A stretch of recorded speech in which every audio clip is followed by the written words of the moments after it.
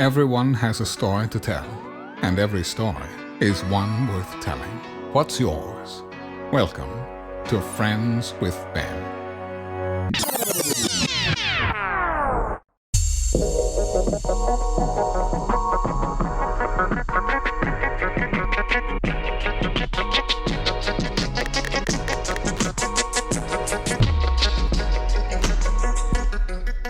What's up, friends? It's your boy Ben, and welcome to Friends with Ben.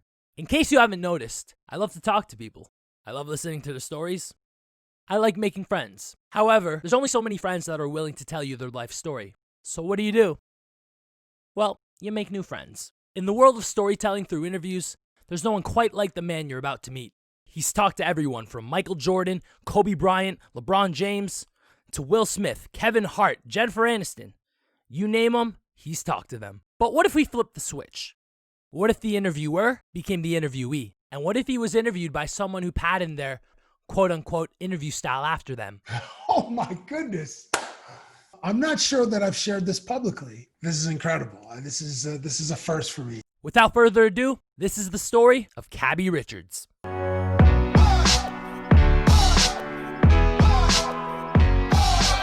Ladies and gentlemen, the man I am about to introduce to you is a legend. He's a master at the art of storytelling and an innovator and game changer in the world of interviews. Quite frankly, he is the GOAT. This is Cabral, Cabbie Richards. Welcome to Friends with Ben, brother. How you doing? Thank you, Ben. It was a wonderful introduction. I really appreciate that. I've never felt more like the man on my right than right now. I feel like I'm Kobe and I'm sitting next to Michael with the honor of getting to pick his brain. And it's very, very humbling.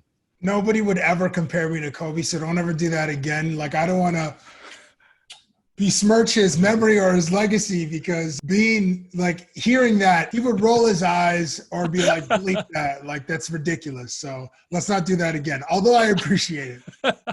Well, honestly, like Kobe, I strive to emulate the greatest that's ever done it. So, Cabbie, I have a gift for you. Oh, so thanks. I know you're not in Toronto or anything like now, so I might have to deliver this to you via carrier pigeon. But anyways, you and I have a lot in common. We're both handsome. We're both thick. And we both wanted to be this man growing up. Will Smith. Yes, we did. That is great. What is that? Like, what brand is that? It's a Will Smith NBA Hoops basketball card. Hoops? Oh, wow. What year is that? 1991. Oh, wow. 91. Yeah. That makes sense. Wow.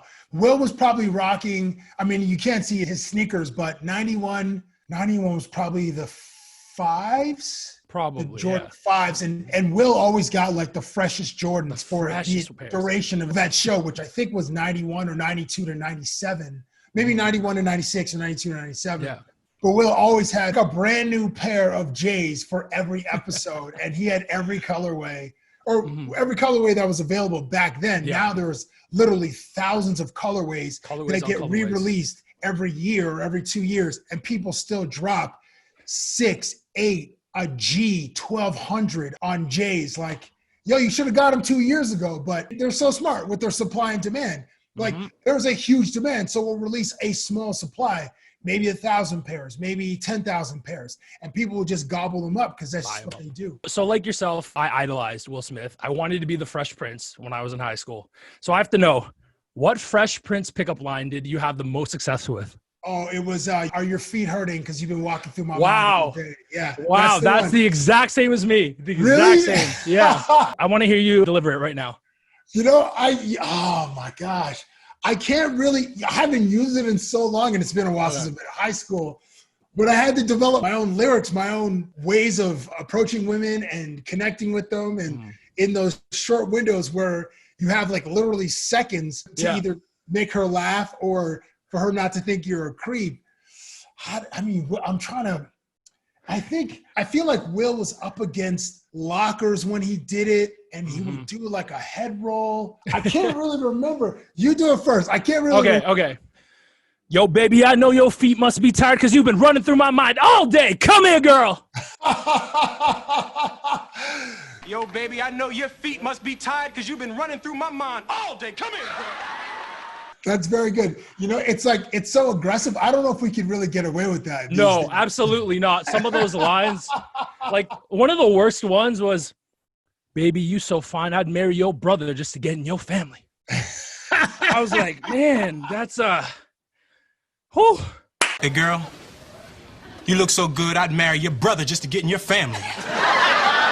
It was fine for its day, and it certainly had a place in a time and an era, but we're far past that now. We're evolved as a culture. So now it's just like, you just got to say what's up or make some observation about whatever your surrounding is or wherever event you're at. And then hopefully you can connect on some shared experience or whatever, or different game.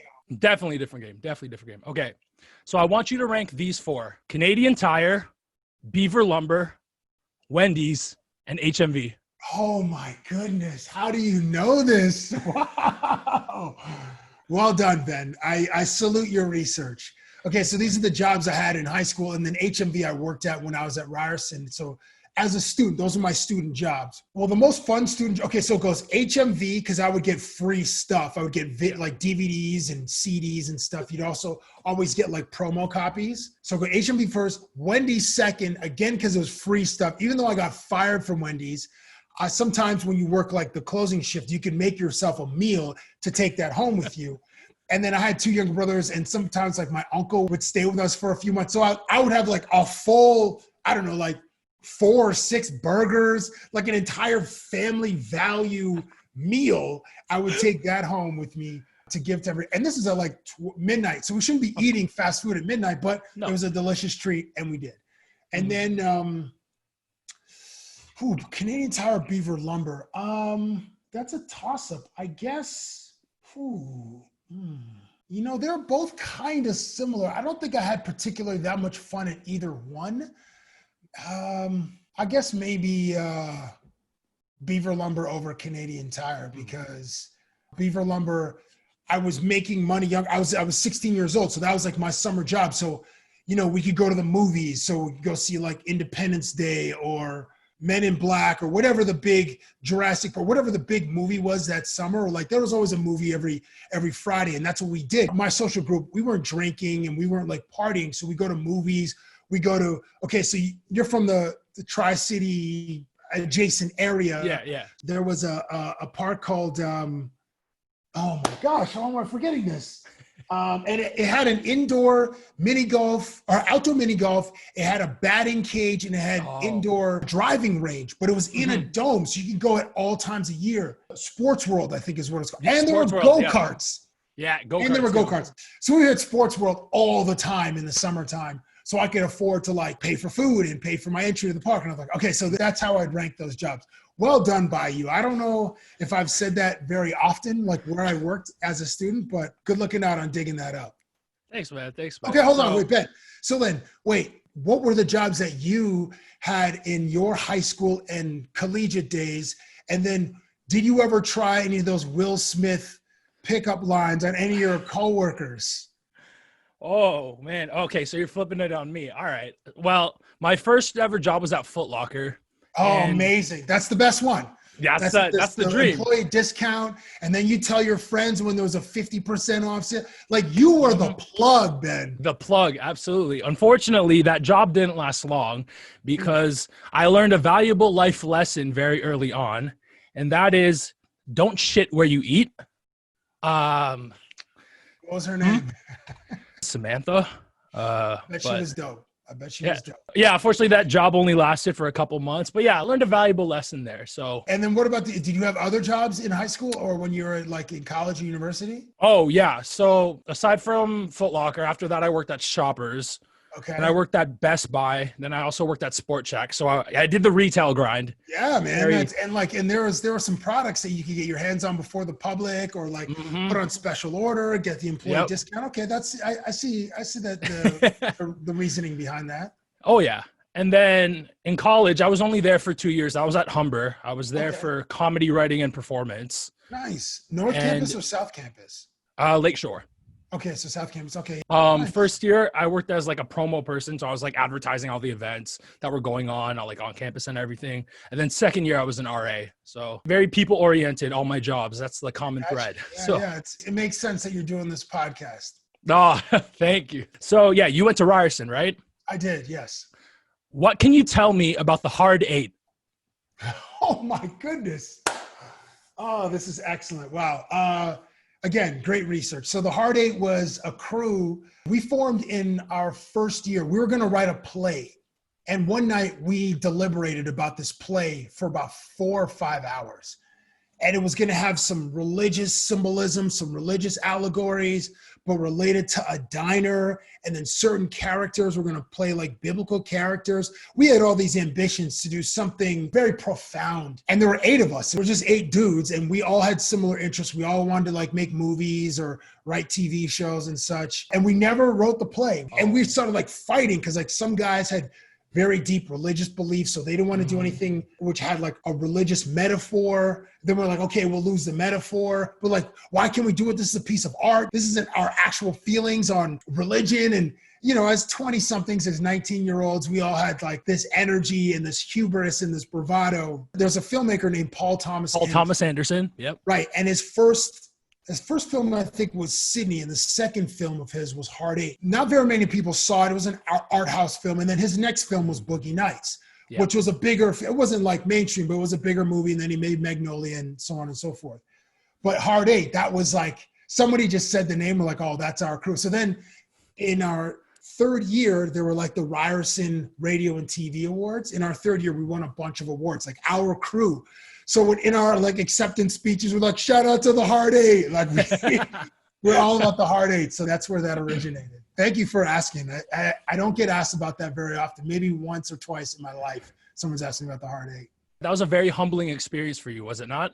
Yes, because I came out of high school thinking I was the next Will Smith, this hot shit.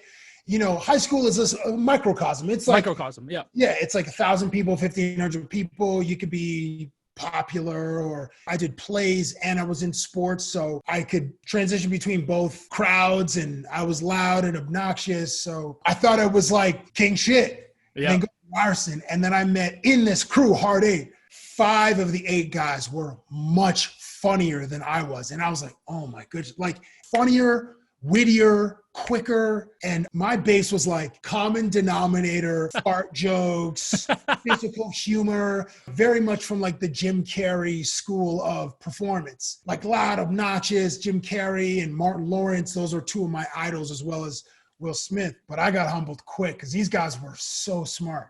And a friend of mine in this crew, there's a guy that writes for Gizmodo, a guy that has written multiple animated series. My friend RT just wrote, produced, created a show called Utopia Falls, which is on Hulu and CBC. My friend Hoos is an actor. He was also on Utopia Falls, but was on like Schitt's Creek. He's been on a bunch of shows.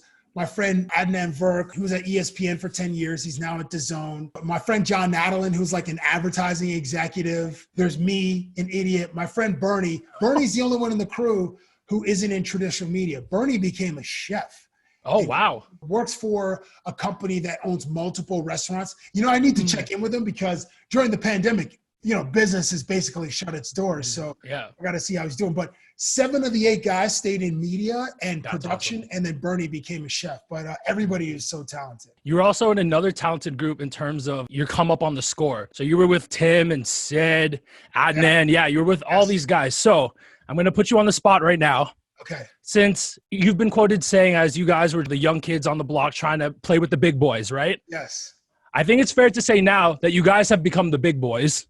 So I see that group of guys from the score as the 1984 NBA draft. Obviously, I've already called you Michael Jordan. That's no question. You're Jordan. And don't make no fat jokes calling yourself Barkley. You're Jordan. So I really am Barkley, though. Out of everyone in that group, who is each person from the 84 draft? Wow.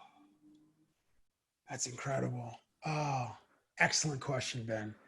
I don't know if we're quite the big boys because, like, Jordan won 6 championships. I haven't won any awards. I don't know if you've interviewed, like, basically everyone at the top of their sport. That's one championship for each sport. That's a good point. Yeah, that's a good point. I have interviewed Michael. I've hugged him. I've hugged Kobe. I've interviewed Aaron Rodgers. I've interviewed Steph. I've interviewed LeBron, Jeter, Ortiz, interviewed Mike Tyson, Will Smith, Will Ferrell, Kevin Hart. Okay, so David Beckham. There are some luminaries, Usain Bolt, that are on my resume. Okay, so I'd say Verk is John Stockton, because you can put Verk in any situation and then he can handle himself. He can kind of dictate and run the offense, whether he's talking about baseball, football, hockey, basketball, soccer, tennis. He's a huge tennis fan, but he is so talented, and certainly movies. He's like a jack of all trades. Okay, so Verk would be Stockton. Who would be Olajuwon? It's probably Tim, because Tim is underrated. Tim Micallef is underrated, and Tim is such a talented writer, and he has a great creative mind. But people don't think of Olajuwon as top 10 all time, top 15, maybe top 15, but Tim is kind of underrated in that way.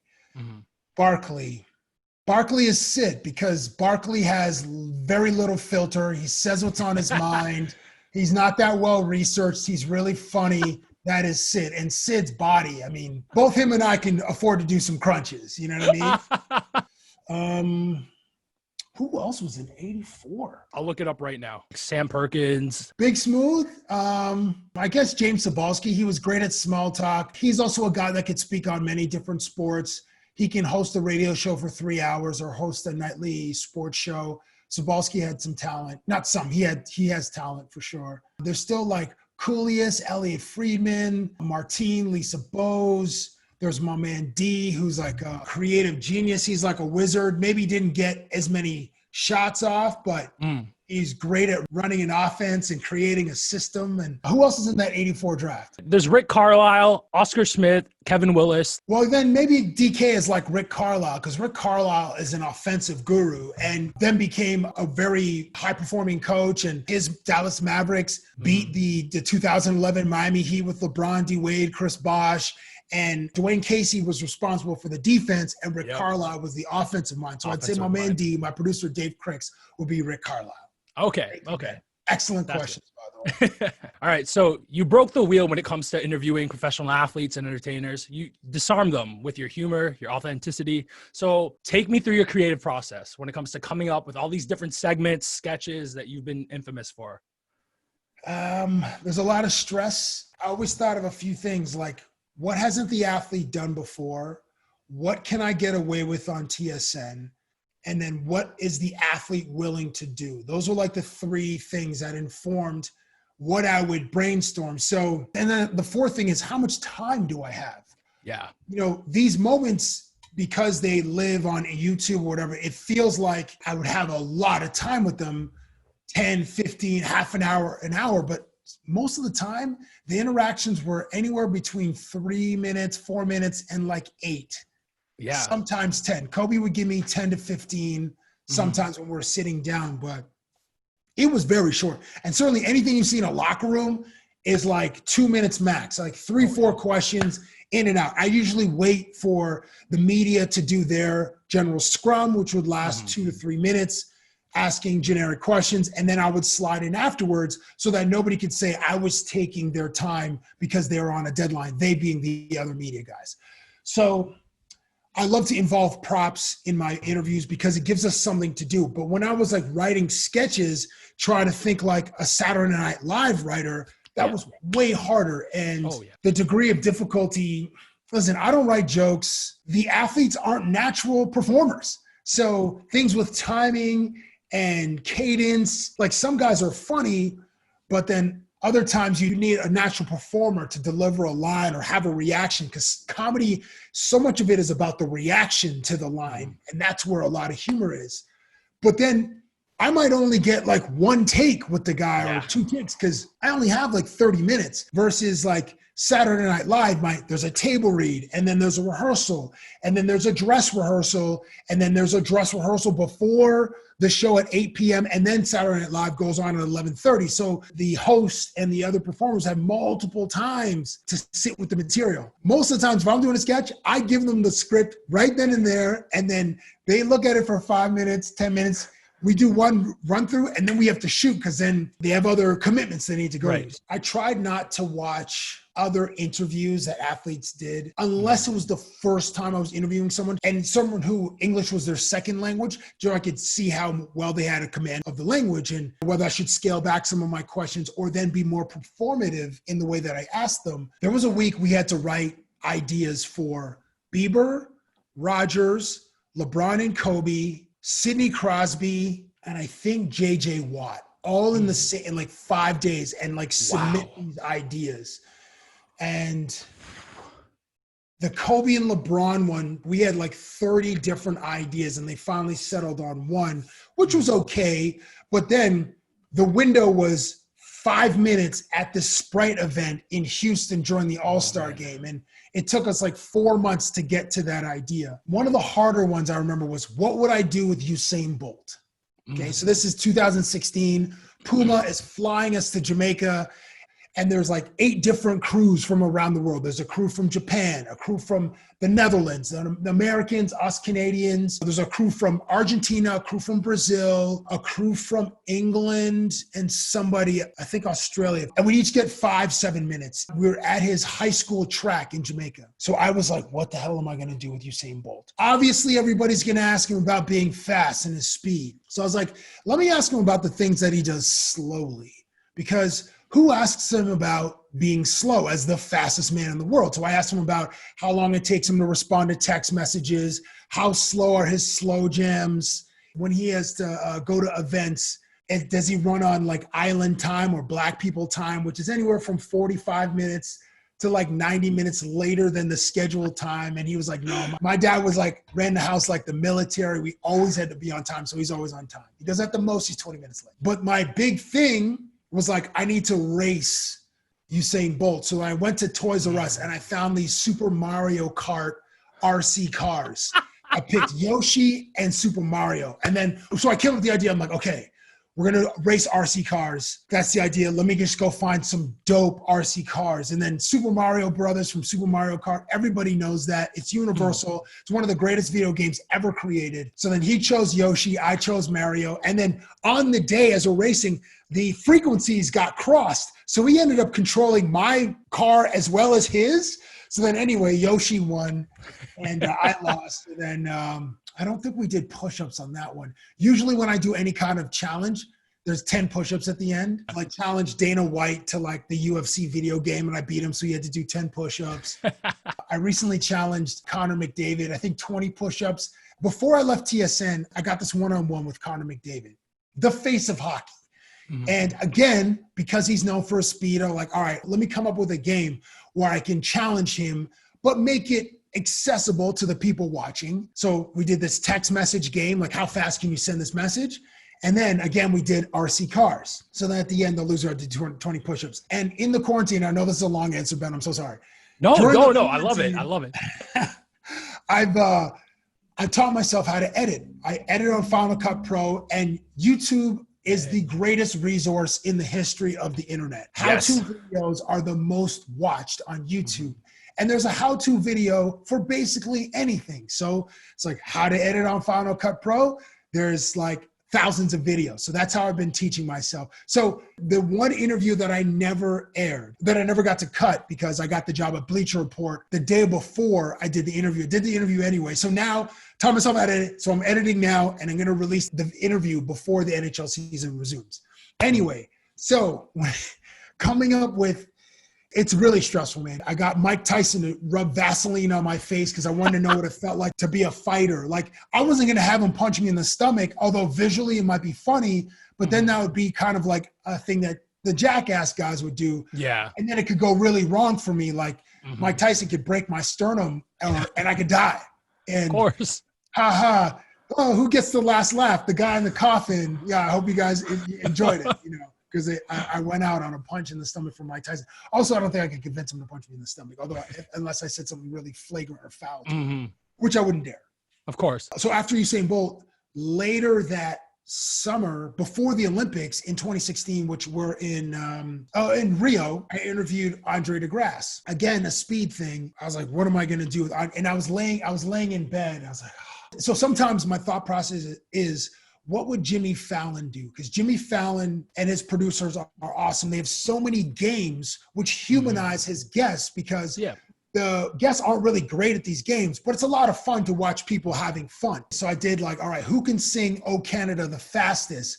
But you have to suck in a big gulps of helium from a balloon filled with helium. So I got these like Canada balloons. I went to like the party store or whatever it's called. So obviously our voices are going to sound like chipmunks and we sound ridiculous and we're racing through "Oh Canada." I won.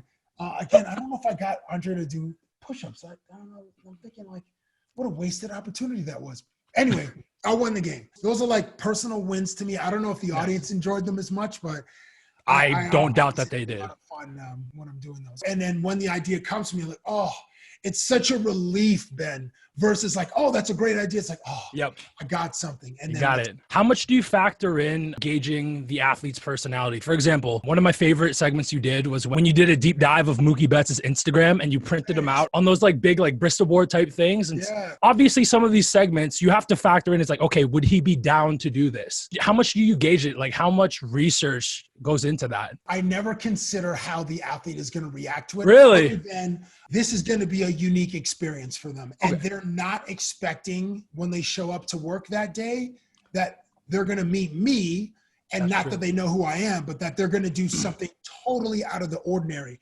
The PR people are just like, oh yeah, you got 5 minutes with Cabbie from TSN or ESPN Canada, as we used to write in our emails. Because they would recognize, oh, ESPN, they obviously know that brand. They may not know me, but they're like, okay, this is just going to be a standard 5-minute interview. Yeah, so I never tell them unless the PR person asks explicitly what we're going to do.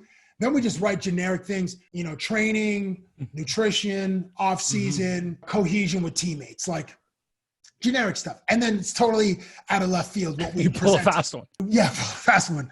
One of the best reactions I got was I did this idea about self-portrait. So I printed photos of Kevin Love, Paul George, Kyle Lowry, and Brendan Jennings.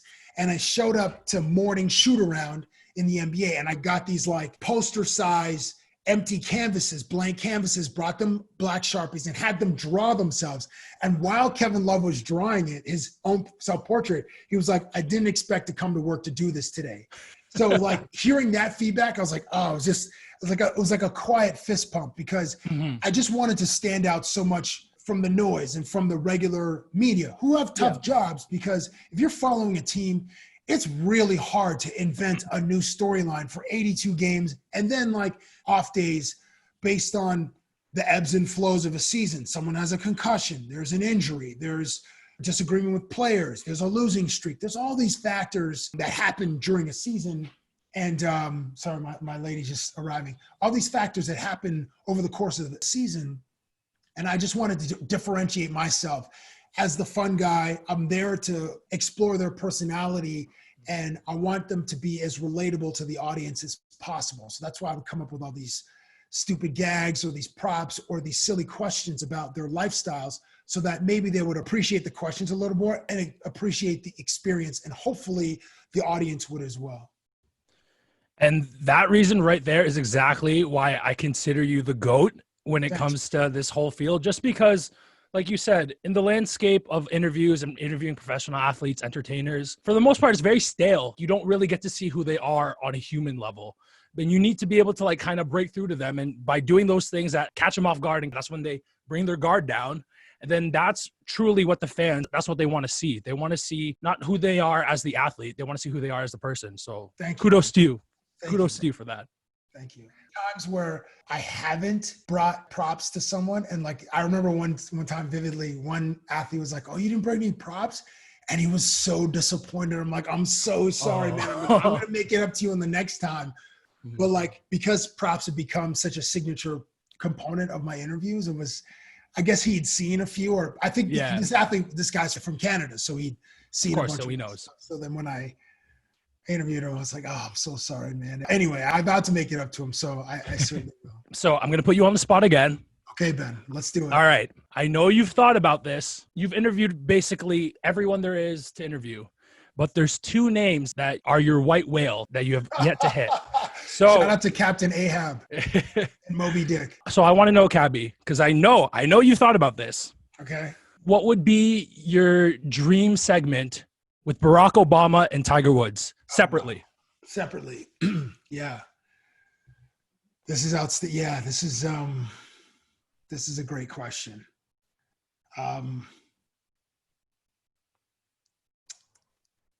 I have thought about interviewing President Obama and Tiger Woods separately, but until the opportunity would become a reality, I haven't thought about what I'd actually do with them. So off the top of my head, you know, I might do some like cooking thing with President Obama, and then while we're cooking something, like have him recall a speech or be preparing, like making pancakes as though he was giving an address to the nation about nutrition or about, I don't know. But then like the pancakes would be super unhealthy. There'd be like chocolate syrup that we probably put like, maybe we make crepes or waffles, like, you know, ice cream on top. They'd just be like so unhealthy. And then Tiger, what would I do with Tiger? Like it would not be golf related. I'm thinking like a batting cage or like not Scattergory, like Pictionary or something where people have never seen Tiger Woods do a certain activity or a certain game people in the audience would have done when they were 6 or 8 or 10. Yeah. Maybe it's Tiger singing, like maybe we're doing karaoke. Actually, no, when people sing poorly in karaoke, it kind of sucks. It's not. It's like when people are awesome at karaoke, it's like, oh, then it's enjoyable. But if you're bad, that's not enjoyable at all. What if you played Heads Up with him? You ever play the game Heads Up? Yeah, with the phones. Yeah, I think. Yeah, you have the phone. You flip it. Yeah, those. That's really fun. That's really fun. Or like, you know, one time I went to the zoo with PK Subban. It would be fun to go to the zoo with Tiger Woods. That would be cool. But like the real exotic, like we have to go super exotic animals. Actually, I took Danny Green to a snake sanctuary once. We didn't get to the big like boa constrictor snakes or like the really dangerous ones. And I told the director of PR for the Raptors, I said, listen, if it's okay, I'd love to handle a venomous one just for the bit. And if I get stung, I'll handle it so that the snake bites me and not Danny Green, just for the humor of the thing. And then, you know, try to like squeeze the venom out to see if it was like clear or if it was like yellow, and then immediately like get rushed to the hospital. But for the joke of the bit, I would. But she said no. Like she's like, "What are you crazy?" Like it's so unpredictable. Like no, we're not going to put one of our players in harm's way.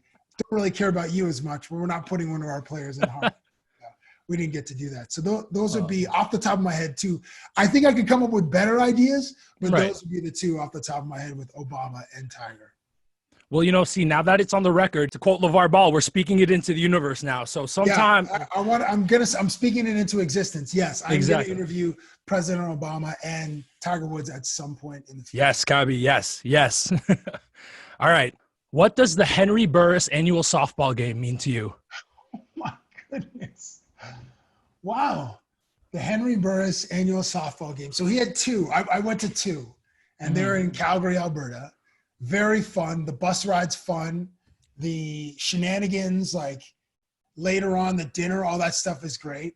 And on one of them, when I was here in Calgary, I met my future wife. So that event has a very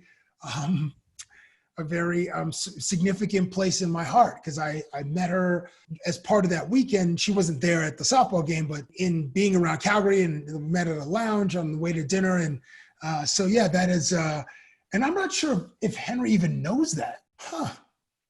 I don't know and I've seen him and we've done subsequent interviews, but I don't know if I've ever told him, like, oh, by the way, like the time that I was there for your charity event, I met my future wife.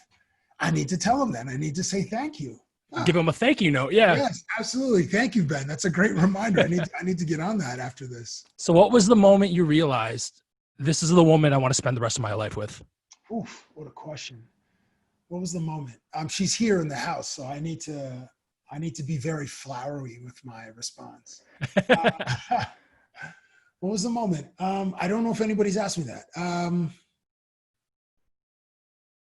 I just bought so I was starting to become more of an adult.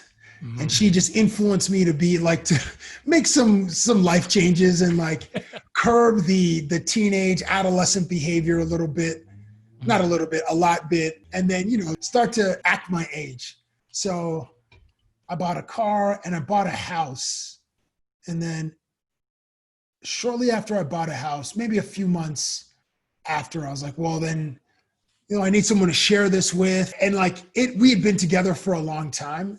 She's my person. Like she's going to be the one that I spend the rest of my life with. I don't know if there was a light bulb moment. Right. But, you know, actually one of my best friends, Donovan Bennett, a month before I made the decision, okay, I'm going to go do this, he had texted me the name and like the contact info for his jeweler where he got his ring done. And I was like, man, I don't need this, man. And then like a month later, I was like, let me just go back into that text thread. Scroll up. Let me scroll up. And then I found it and I was like, all right. So I made an appointment and I went and I had like a budget, and you never stick to the budget. You're like, oh, these are, you know, you want, anyway. So I made the decision and then I concocted this plan and the plan worked out. And then she said yes, which was the goal of the plan. Of course. And here we are. We're almost at a year. It's been awesome. Seeing how epic your segments and sketches are, how epic was this proposal? I'm curious. I'm not sure that I've shared this publicly. I've told my friends, obviously, but on a public forum. So yeah, I think you're going to be the first to hear the story. I got in touch with Air Canada. I asked if on our flight back from Calgary to Toronto, if I could be connected with the pilot to make an announcement mid-flight. Wow. So, you know, as we're, you know, they make an announcement after about 45 minutes or an hour after takeoff. They're like, yeah, we're on our cruising altitude. You know, there's 3 hours left till Toronto, blah, blah, blah, that kind of thing. So the captain did that. It introduced themselves, whatever. And this is a few days after Christmas. That's we're coming back to Toronto. And then, the captain said, we're 35,000 feet above sea level. We reached our cruising altitude. Cabbie Richards, this is your moment. So I get up and my girl, she's on her laptop, headphones in. She's just like doing work, spreadsheets or whatever. And then she like just kind of watches. I don't know if she heard the announcement, but she's just watching me get up. And then I go into the overhead compartment, go into my knapsack, grab the ring box. As a side note, a week before I got married, I'm telling this story to Kawhi Leonard because we have the same tailor. So I'm at the shop and I asked Kawhi, I was like, yo, are you married? And this is after the championship. And this is 2 months later. And he's just back picking up patterns and getting fitted for some suits that he's going to wear in LA. So this is the part. So every dude or person who proposes, they usually go over what they're going to say to their significant other. Mm-hmm. But I'd recommend practicing how you're going to present the ring to your significant other, because I didn't practice that part. So when I go in fumbling into my bag and it was taking longer, because most of the ring boxes, they open like a clamshell. I didn't know whether the ring was upside down or right side up. And then I couldn't tell if the ring was when I present it would open as a clam towards her or towards me. So it actually, I got down on one knee. I was saying what I prepared. The ring actually opened towards myself. And then I had to turn it and present it to her. And when I told this to Kawhi, I got like a quarter of the Kawhi laugh. I got the, got that much. I was like, and then like, he's very good with eye contact. So when I'm looking up at him, cause he's like 6'7", when I heard it, I was like, oh my gosh, like I actually got like a little bit of the Kawhi laugh. Anyway, so wifey said yes. So I got an announcement. So, got an announcement mid-flight, and that's what I did for my proposal. That's absolutely incredible. First off, thank you for sharing that story with me. That was absolutely. I feel like for all of the women listening to this who are waiting on their man to pop the question, Cabbie just raised the bar up here. Literally, he raised the bar to a whole new altitude. So have a plan, and your lady your significant other will appreciate the plan or appreciate that you put some thought into it versus going to a restaurant and then having it in the dessert or something, which is fine. Yeah. But, I tried to put a little bit more thought into it. So I'm going to take you back to your Maryland dentist days and ask you a question. Yeah. What advice can you give to all the cabbies out there who have yet to find their Dana? What advice can I give them? Who've yet to find their Danas? Well, keep looking and find the one that's going to be a ride or die. Like, go through some ish, and the ish always sucks, but like, you're going to get through it. I mean, unless you screw up royally, then, then you got to, hit eject and then, land on your feet and then keep walking away from each other. Yeah. Find someone that speaks your language. Find someone that like dislikes the same things that you do, because you could commiserate. And then find someone that like has the things that you don't, because then you could like learn from them and attract some of those things and then change some of your behaviors. Now, with that said, I still love snacking, and that hasn't changed.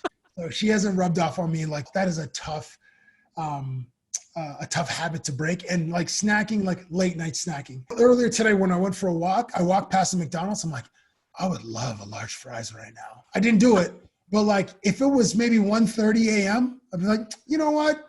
A large fries would be awesome right now. And I might do it. I might succumb to those urges. So find someone who's got some of the opposite habits that you have, positive ones, hopefully, so that you will then absorb some of those via osmosis or being around that person. You just proved to me that not only are you a Renaissance man in terms of the sports world, but you're also a relationship guru. So I've made a lot of mistakes in my life. So those are just some words of wisdom I can pass along to a young G like yourself. Oh, side note, have you ever dipped McDonald's fry into a McFlurry? No, but I heard that. Like, French fries and ice cream, I heard is a thing. Yeah. But McFlurry, you've done that? Yeah, I hate doing this, but it's worth the chef's kiss. Really? Like an Oreo McFlurry or any particular flavor? Yeah, the original one is you take a Wendy's fry and you dip it in a Frosty. That's the original concept. Right. But I think I've done that, but I don't know if I really liked it that much. Wendy's French fry into a Frosty, McDonald's French fry into a McFlurry. Okay. Exactly, yeah. I might do it this summer. Thank you, Ben. Of course. I need to know, how do you find the time to do everything that you do and still be able to do as many interviews and podcasts as you do? Well, the podcasts have stopped. Since leaving TSN, podcasts were part of my bag of content or batch of content that I offered. It was tough because I always wanted to be face-to-face with people. Yeah. Like using the Joe Rogan or the Bill Simmons model. Yes. I just find there's a vibe that is, you can't duplicate or replicate when over the phone. Because I would always talk over people and I would just be so frustrated with myself for not listening as much. And then I also didn't want like dead spots, because I wanted the conversation to be fluid. So it was harder, man. And TSN was in the northeast corner of Toronto. So it's like 45 minutes or an hour from downtown, where athletes play sports at the Scotiabank Arena or the Sky Dome or BMO Field. So to get people up there, it was a mission. So the frequency of my podcasts were limited. And then the segments I had to crank out once a week. So that was tough, because that was like, I was constantly either preparing for an edit. So I was looking for highlights, looking for sound bites, looking on the internet for like graphic references, and I'd make these sketches and send them to our graphic artists. Like, okay, can you put,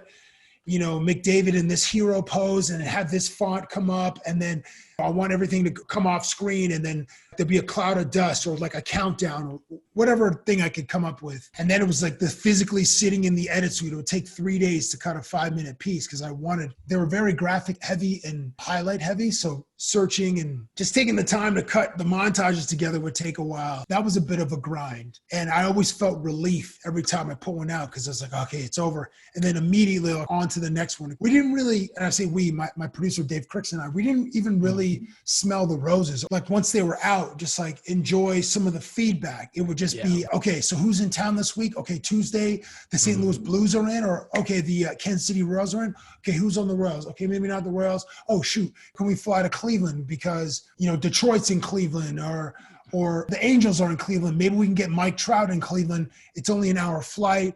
Or then if it's still basketball, like, oh, Philly's in town. Okay, maybe we can get Ben Simmons at morning shoot around or on an off day. Like, it was constantly chasing. So it became routine, which is how I was able to juggle it. But it was tough at times. That's crazy, because I feel like the biggest thing when you're doing what you do and having to find all of these different guests and like, okay, who's on the show next? Yeah, it becomes stressful because you have a time frame and a deadline that you have to meet. And you get worried. It's like, well, I have content to put out for the next, for the next period. And then sometimes we had to like, you always have to contingency plan. You have like your A plan, but then always plan for a B, like, okay, yeah, maybe I can jump on a flight tonight and I can go to Winnipeg and just grab a CFL dude. Because CFL is important at TSN. But at Bleacher, there aren't any interviews. Like, it's a betting vertical. It's a betting portfolio. Yeah. So we just concentrate on servicing our betting community, building interactivity, engagement. And then every once in a while, we'll have like a VIP come out to Vegas, like Chad Johnson or Nate Robinson or Shaquille O'Neal or something. And then it's like, okay, the wheels start turning. Like, what games can we play with these guys?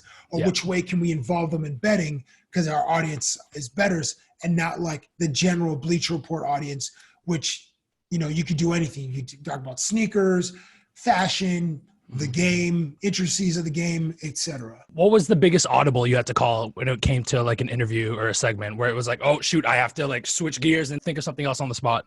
Yeah. Great question. The one that comes to mind was 2018. We're in Golden State. We're in Oakland covering the Cavs and Warriors finals. And we're promised 7 minutes with Klay Thompson. So it's the general media. So the court is filled with media from all over the world. And some of the players are only speaking in the press conference room. Some of the A talent are available in breakout rooms. So they'll pop into like an auxiliary locker room or the referee's room. And that's where you can set up and get 5 minutes with a player. So the broadcast partners will get time with Steph Curry and Draymond Green and Kevin Durant, like ESPN, TNT, ABC, the big dogs. Yep. So we were supposed to get Klay Thompson, and he was just getting additional treatment because he had like an ankle thing. And then the director of PR for the NBA is like, okay, Klay's not coming out. Okay, we're going to give you Steph Curry. So then Dave and I were like, all right, cool. But inside we're like, Steph Curry? Like, oh my God. Yeah. So Dave had sourced like a, what the hell's this character's name? Jeez. Who's the villain in the Avengers? I can't believe I'm forgetting. Thanos. David found a Thanos Infinity Glove from someone in Ontario. I think it cost $500. So we were going to give one to Klay Thompson. So then in the few minutes that we were alerted, okay, it's not Klay Thompson, it's Steph Curry. Then we're like, okay, immediate brainstorm. Okay, all right, so we'll just I'll change question 2, change question 4. All right, now we got to make it Steph specific. What about defense? Steph isn't known for defense, but it's the finals, so he's going to have to play defense. Okay, there's a question about defense. In the span of like 4 or 5 minutes. And before I go into an interview, I like to just go be by myself and just run over the questions in my mind, just so that it's fluid and it feels very conversational, because I don't want to check my phone in the middle of it. And the clock is always running. Like, they're not like, okay, go ahead, check your phone. We'll give you a few extra minutes. No. It's like, if you ask one question or if you ask 10, you get 5 minutes. So you ask as many questions as you can in that time. And I like to allow for some room for interplay and a little bit of freestyling based on the responses that I get. So that was the biggest one. That's the one that comes to mind, is like securing Klay Thompson and then having it switch for Steph Curry, who is the face of the Warriors. And it was incredible. I got to interview Klay Thompson the following year, which is awesome. I think I've interviewed him like 5 or 6 times. So he's very familiar with all my shenanigans and my tomfoolery, but getting Steph was pretty cool. And he enjoyed the Infinity Gauntlet too. I think he gave it to Riley, his daughter. And I saw Steph, I think, was doing a series with Facebook. And then on a private jet, I saw it appear, like he was wearing it. I think he gave it to one of his kids. I was like, oh, he still has it. It's kind of cool when athletes take the props that you give them and they use them in their real lives. Yeah. In high school, you were a theater student, right? And being able to do all these skills, you have to have some level of improv background or anything like that. Do you feel like any of that has to apply to how you're able to think so quickly on the fly? Yes. And truthfully, I'm not that strong at it. I did take an improv class once, and I just did like the introduction to improv. And that was maybe 2 years ago.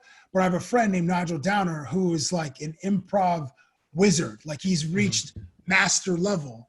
And we don't improv very much, but just like when we're hanging out, we'll end up like playing some character or retelling some story. And then we'll naturally like play characters in the story or whatnot. But Nigel is like so elite at it, and I wish I had his skill. I just need to develop the time to it. So the segments would be a lot funnier if I did, I think, hone my skills, but I'm just, I guess, relying on either my past relationship with the athlete or just relying on some natural ability to maybe produce a joke or two. But my success rate is very low. It's like, think of the worst baseball player, and that's my batting average. Whoever that my goodness.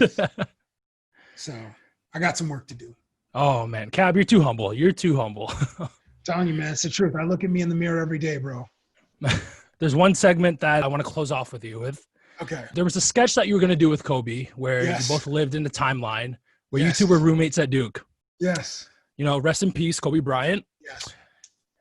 In honor of the legendary Kobe Bean Bryant and the sketch that never was, I thought that you and I could make a YouTube video together, you know, the next time you're in Toronto. So I have 3 ideas that I want to run by with you. Okay. Okay. Yeah. This is incredible. This is a first for me. Someone pitching me an idea. Here's the first one right here. Excellent. Oh my gosh. Shout out to Harold and Kumar. I'm glad you got the reference. I'm glad. Have you ever heard of a mukbang? No. So a mukbang is basically, it's a YouTube video where 1 or 2 people, they order like copious amounts of food from a restaurant, and basically they just sit down and they eat it all. All of it? All of it. Oh, we'd be such disgusting pigs. Okay. So we'd have to like that would have to be the reward from either running hills or running stairs, a couple of HIIT workouts, like a 2 a day, and then go feast like we're both Hutts, like Jabba the Hutt. Exactly. Okay, this is a great idea. I like it. We get to pig out, which is one of my favorite activities. What's your go-to A&W meal? You know, I've been digging the Beyond Meat It's really burgers. good, yeah. They are very good. But usually I just go with either a couple Mama Bears or a couple Papa, whatever the 2-for sale is. Whatever's on sale is when I generally get. But the Beyond Meat burger, which is never on sale, I've been digging those very much. A conversation that me and a buddy had the other day. It was a very heated debate, but basically we unanimously agreed that A&W is the GOAT burger when it comes to fast food, at least in Canada. A&W is the best burger, yes. In Canada, yes. Wendy's is number 2. Well, Five Guys is American, but they are popping up in Canada. But yeah, A&W, gold on the podium. Cab, I already knew this, but for those of you who didn't know, yes, you are a man of culture, certified just by that answer. So appreciate you. All right, ready for the next one? Yes, I am. All right, I think you'll enjoy this one. Oh, yeah, this is cool. Sneaker shopping would be dope. Yeah, listen, I'm not working with like a budget like Eminem or 2 Chainz or DaBaby, like any of those cats that go sneaker shopping with the homie from Complex. But yeah, we should hit some boutique somewhere in Toronto, whether it's, God, what's the one on Spadina again called? Oh my gosh. I've been gone from Toronto for a year and I'm forgetting. Or we take it on the road. We go to some other city and we hit up. Go to Flight Club. Oh, Flight Club in New York. Oh my gosh, it'd be so expensive. They probably have sneaker segments filmed there every day. Every day. 4 times a week because it's such a popular spot. Yeah, I'm down with this idea too. I already know one of these shoes, but what's on your Mount Rushmore of all-time Jordans? I know one of them's the Jordan 5. I know one of them is the Jordan 5. So what are the other 3? I go 3, 4, 5, and 11. Those are my favorites. Really? Yeah. Really? What's yours? Man, my number 1 is the 6. Okay. Yeah, the 6. Probably 3, 6, 3, 11. And then, of course, the OG.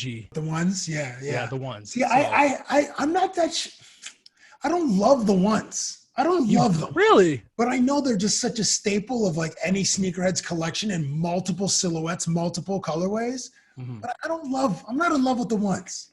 I love Air Max ones, but Jordan ones, don't love them. But I have a pair. That's fair. What's your take on Yeezys? I've fallen out of love with Kanye West. So. Oh, no. Yeah, I've fallen out of love. And I've fallen out of love with Virgil too. And Virgil, like they just released like those cream 4s, those Jordan 4s, the off-whites with the Dior, which I'm sure they're only like 1,000 pairs and each pair goes for like $45,000. Mm-hmm. They look cool, but I'm off Virgil too. So I like Adidas, but I'm not rocking with the Yeezys anymore. Not even the Nike ones? Because to me personally, nothing beats like the Yeezy 2s. Yeah, the Red Octobers are like legendary, but Yeah, I'm awfully easy. Even though Kanye's put out some new music, he has a song with Ty Dolla Sign, Travis, I think, Ego something. And there's another one that I haven't listened to, which I will listen to. And maybe I'll listen to a few more times, but I'm not buying any Yeezy merch. I'm not buying any of this Gap stuff with like YZY, like the traditional Gap logo. It's just going to be like, he's got this 10-year collaboration with the Gap. I don't know. Yeah, I've fallen out of love with Kanye. So. Not about it. Okay. All right. So this last one, you know what? I'm just going to put it up there. Let me see what you got. Excellent. Wow, this is tremendous. I love your preparation. Yeah, Mario Kart, top 3 greatest video games of all time. I haven't played on the Switch or I haven't played on the Wii in years. So you probably just beat my ass like all day. I wouldn't want to make the stakes too high. Although if it involves like crushing an egg over someone's head or doing push-ups into like dog food, or if it involves something like that, then just know that I'm going to put in some work so that I become as close to expert level as possible before we shoot the YouTube segment, so I don't come out wearing a giant L around my neck. So I just came up with this idea right now. Have you ever heard of drunk Mario Kart? No. You have a beer, right? So you know how when the race goes 3, 2, 1, right? Yeah. You're not allowed to drink and drive. So basically you have to either finish your beer and then just go, or drink a little bit, drive, stop, drink, like that. Like every time you crash, maybe you take a drink? Yeah, exactly. Probably gonna end up crashing more. It's a video game, it's not real life. So here's my idea. We take Ben and Cabbie go to A&W. We incorporate the elements of drunk Mario Kart where we have to finish all our food, but we can't eat and drive at the same time. Oh, while we're so we get the food, bring it back, and then eat. Yep. You're onto something there. I do like the drinking one though, because then like we'd be a little bit more loose, although it would require some more editing in case the language gets a little bit flagrant or the language gets colorful, let's say. I like these ideas, Ben. I'd love to shoot these with you. Either an amalgamation of one or one of the 3. I like them. I like them very much. These are great ideas, Ben. Thank you. And I can't wait. I can't wait to do them. Before I forget, who's your go-to Mario Kart character?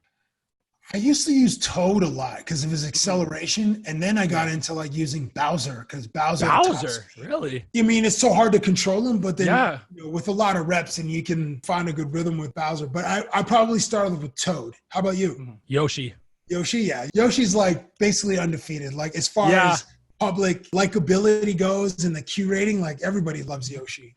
He's OP. Cabbie. Yes.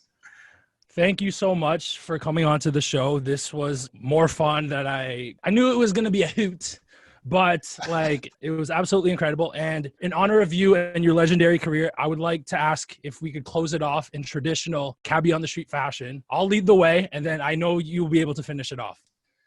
All right, guys, thanks for tuning into Friends with Ben. I'm with my man C. I'm with my man D. And we're gone.